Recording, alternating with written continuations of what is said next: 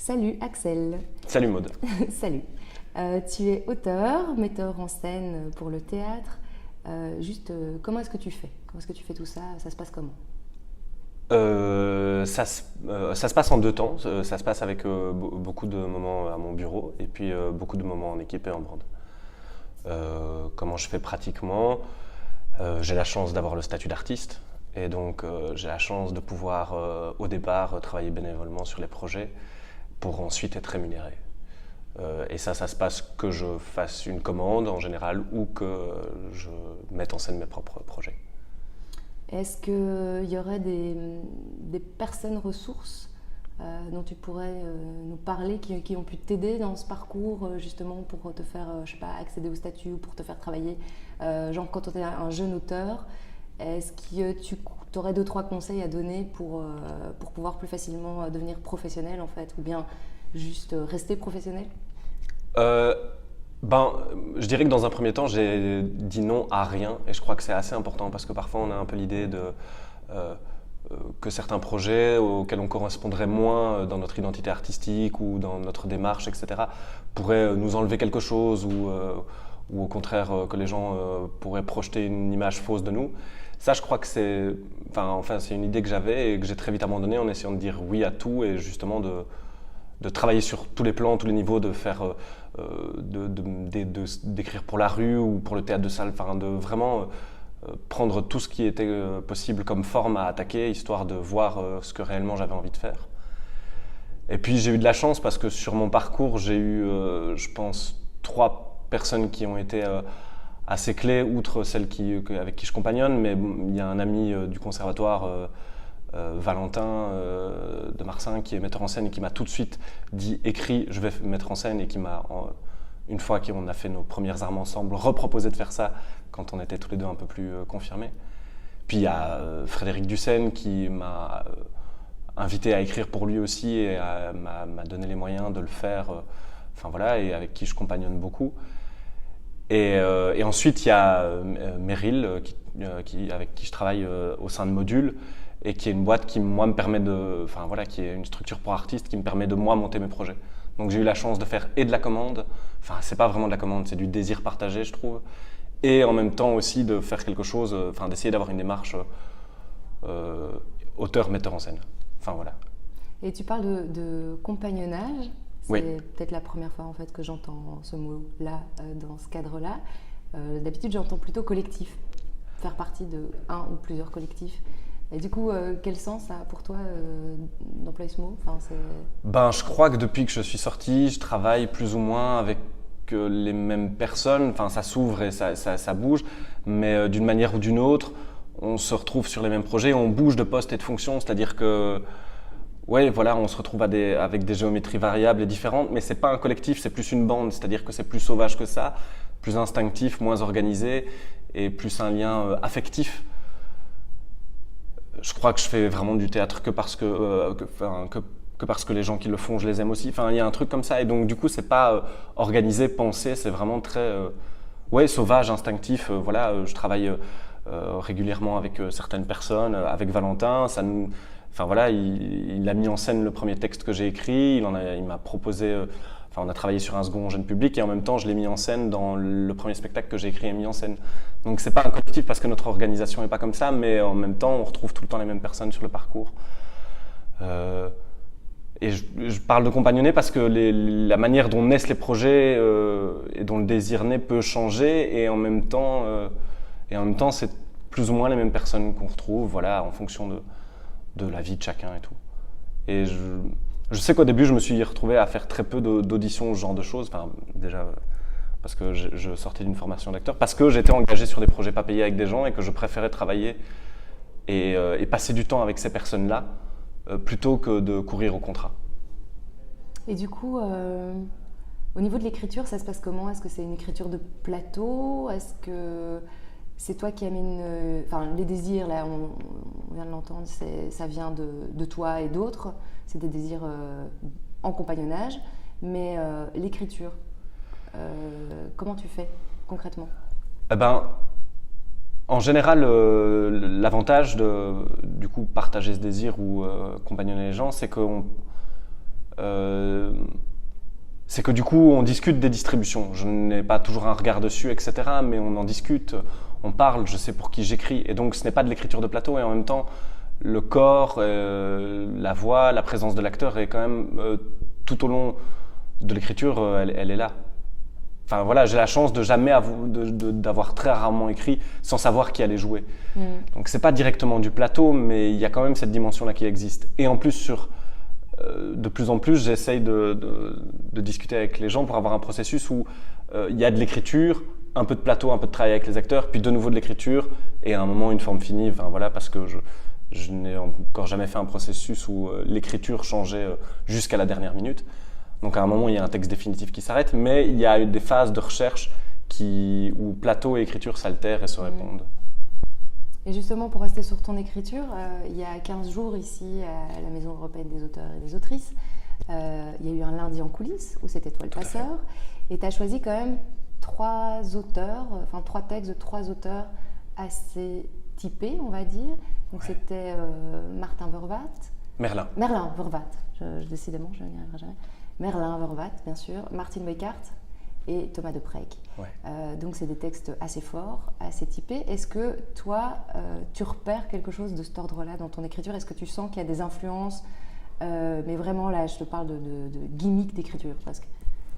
Ben, je pense que après, voilà, ça restera un grand fantôme, même si j'apprends à m'en défaire. Je crois qu'il y a toujours un peu de il y a Coltès qui clairement a été un coup de cœur au conservatoire et qui demeure, je pense, présent à plein d'endroits.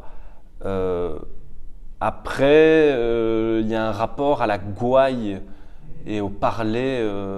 J'aime bien les langues de Chartier, j'aime bien la vulgarité et tout. Et ça, je sais pas. Je pense que ça vient un peu de Céline peut-être, et puis en même temps. Et puis en même temps d'un tas d'endroits parce que du coup je pense à William Cliff et à sa poésie et j'ai l'impression qu'il y a de ça aussi. Enfin voilà. C'est quelque chose que tu lis beaucoup toi, la poésie? Je lis régulièrement et surtout je suis un grand fan de William Cliff. Ouais. Voilà. Mais je lis régulièrement de la poésie. Enfin oui.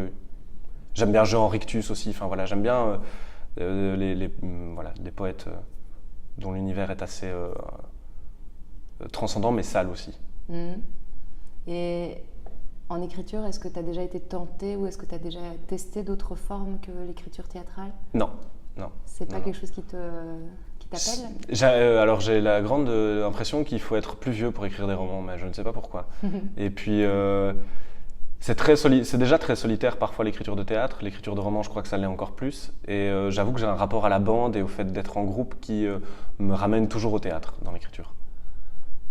J'aime bien le fait qu'on monte des projets ensemble au théâtre et que ça se fait avec des gens qui sont là, etc., et que ça fourmille. Donc oui, je suis tenté dans l'absolu. Après, quand j'en aurai peut-être marre d'écrire du théâtre.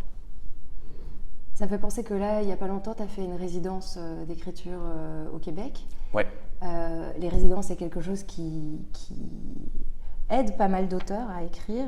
Est-ce que toi, tu penses à quelque chose d'autre qu'il faudrait inventer ou qui manque ou qui a pas assez ou qu'il y a trop, enfin justement, enfin voilà, en tant qu'auteur dramatique aujourd'hui, voilà, qu'est-ce que tu trouves qu'il faudra un peu mettre en place pour aider davantage la pratique d'écriture?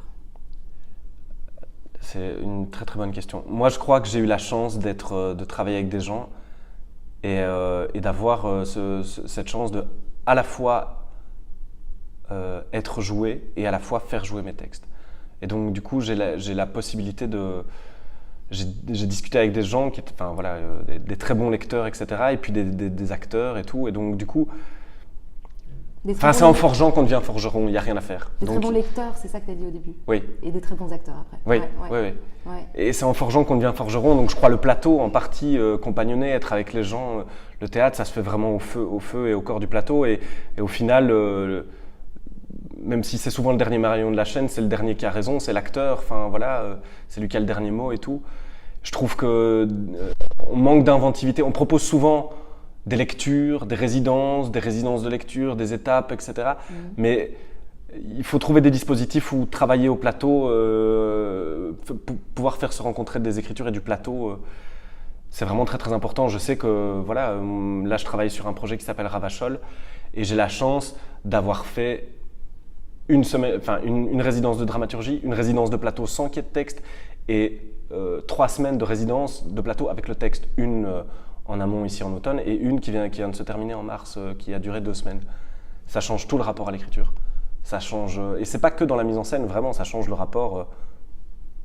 Voilà, avoir du temps, avoir des acteurs, etc. Enfin, je veux dire, après Shakespeare, Molière, tout ça, pardon, Orsas devine les mêmes choses, mais il travaillait avec des acteurs, il y avait une troupe, etc. C'est tout le temps au feu du plateau, et je trouve que pour un auteur dramatique, il n'y a pas moyen d'y couper. Voilà. Enfin, en tout cas, j'ai l'impression. Après, il y a des grands auteurs qui n'ont pas fait comme ça, mais moi, je trouve que ça, c'est nécessaire. Et là, tu viens de mentionner Ravachol, et puis de toute façon, quand on suit un petit peu toutes les pièces que tu as déjà écrites, il y a toujours cette notion d'engagement. Est-ce que tu es un auteur engagé? Est-ce que tu es un auteur politique? Je pense qu'on peut dire que oui. Après, on peut débattre 1000 ans sur les nuances d'un terme ou de l'autre.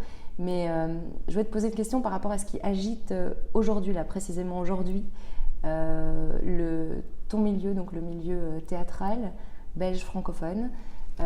C'est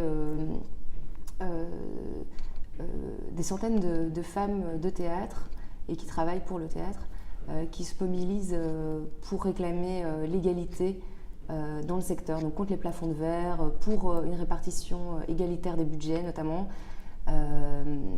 des commandes de textes, etc., des directions de théâtre.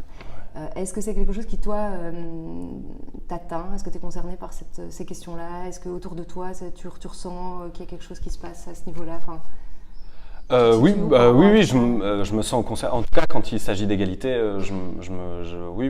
oui, je me sens concerné. Après, c'est très vague parce que honnêtement, mon sentiment le plus intime, c'est que sur ces questions, j'ai toujours l'impression d'être dans le mauvais camp pour pouvoir en discuter.